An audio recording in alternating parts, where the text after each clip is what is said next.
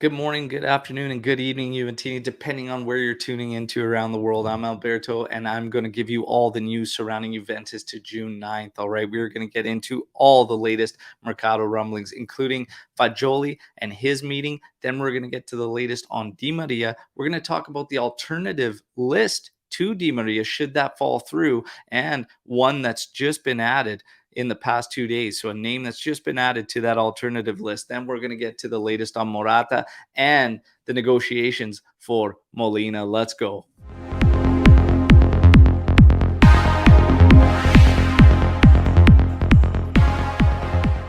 All right, Juventini, friendly reminder to like the video and subscribe to the channel. That's right. Let's try and get maximum likes, and let's continue to grow this AJC community that is filled with fantastic Juventini. Now, without further ado, let's get to the news, and let's kick it off with Fagioli. So Fagioli, we know we're all just waiting for the meeting set for Juventus and his entourage to basically, hopefully, extend the deal with Fagioli, and he might even be integrated into the first team. So the meeting is set apparently for next week. So next week, fingers crossed, we get good news on Fagioli and can extend his stay with Juventus. And then we'll hopefully get a little more insight on if he's going to be part of the first team or not. Okay, so that's the latest on Fagioli. Now let's get to Kostic.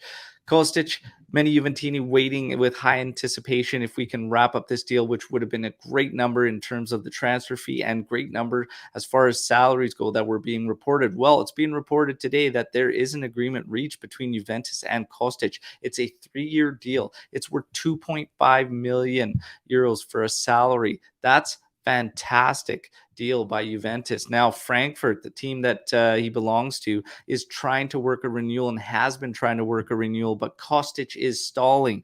This is a great sign for Juventus. So the fact that the player has been stalling any type of renewal, again, that just pushes the leverage over to Juve's side. Hopefully now we can get an offer and wrap up the deal. It sounds like that's all that's left on the Kostic front. All right. So Kostic, agreement reached with Juventus, according to the reports today. Now, let's get to the latest on Di Maria. Di Maria, we've been getting mixed reports now, and mixed reports this morning from the top guys, Romeo Gresti and Nico Schira, basically contradicting one another. Romeo Gresti says with each passing day, Di Maria goes further and further away from Juventus. Nico Schira today says many have left Di Maria, basically left for dead in terms of a deal with Juventus, and that is not the case, and he is very much alive still. So there you have it. This could still be in play for Juventus. We just have to wait and see. Now, should he not come to Juventus, the list of alternatives is as follows.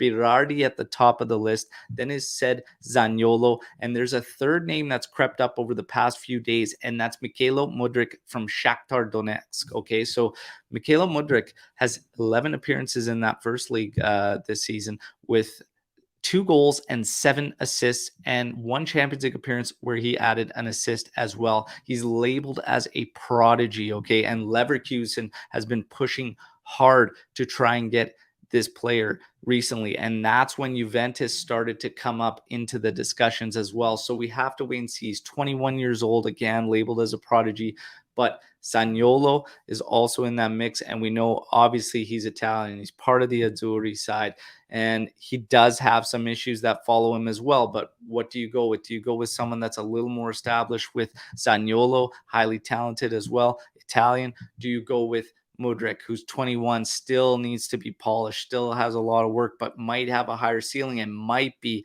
a way better financial deal? This is a tough one. This is a tough one. But for me, Zaniolo is the top of that list out of those 3. He's also a little more versatile and gives you a little more as far as positioning goes. So Zaniolo would be my top out of that list. Mudryk, I feel, would be there for us and could be a great option if we were a little bit more established. But this team has a lot of work to do, and I just don't feel like now's the time for Mudryk. But Zaniolo, I think, could have that impact that we need immediately. But again, I lay it out for all you to play it out, so I want to know what you think, Juventini. Now, let's get to the latest on Atletico and Morata and Juventus. Basically, the Atletico president did confirm there have been talks with Juventus. They're trying to work a deal out, and basically said and left it that it's up to the Italians now. So it is in Juve's hands. Apparently, Allegri wants Alvaro Morata at Juventus next season. It is also Morata's wish and desire to stay at Juventus. Juventus has basically thrown a deal out there of 15 million euros plus add-ons. So it boosted up a little bit higher, probably closer to that 20 million euro mark. We know that that was falling short of what Atletico's original requests were. It is also said that Juventus could explore an option of basically renegotiating the deal completely. And whereas June 15th was going to be the cutoff, and where Juventus would have to actually basically take that option to purchase or walk away, they're apparently talking about renegotiating and adding another year to the loan and then pushing the purchase date to the end of 2023 season.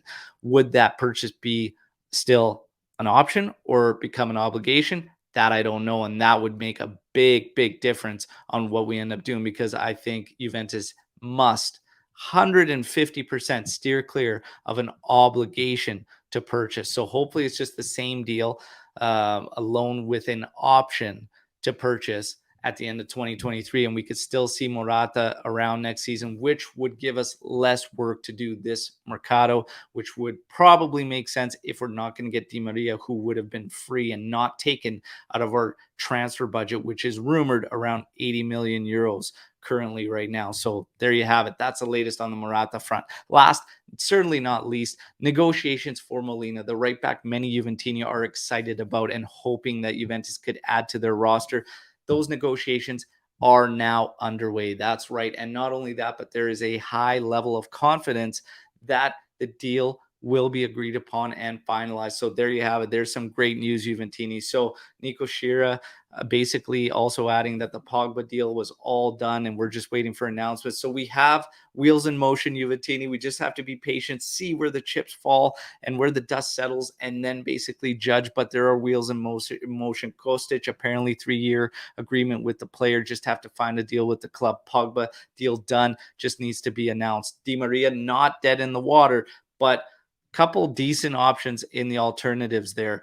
And basically Molina, if we can finish that one up, great business. So wheels are in motion, Juventini. We just have to be patient and see again where the chips fall. But that's your news update to June 9th. I hope you enjoyed the video. Like the video, subscribe to the channel, but more importantly, comment your thoughts, your comments, your opinions, your questions in the comment section to this video. I've had a great time mixing it up with all of you during silly season, and let's continue to do so. Don't forget, we have a live session booked for this Sunday with a very special guest that you're not going to want to miss, everybody. Till tomorrow, Fino alla fina, Forza Juve, ciao tutti.